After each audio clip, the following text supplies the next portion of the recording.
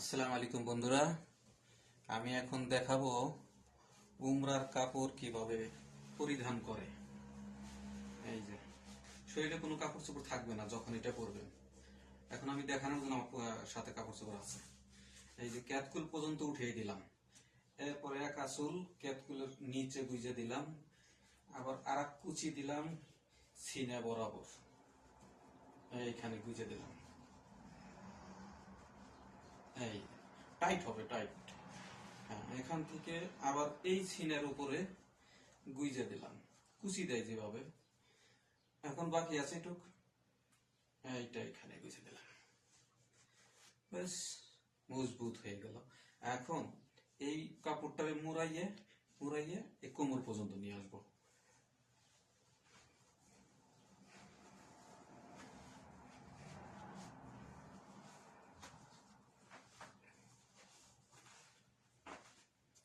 মজবুত। এখন আর একটা কাপড় শরীরে যেটা দেয়, এটা এইভাবে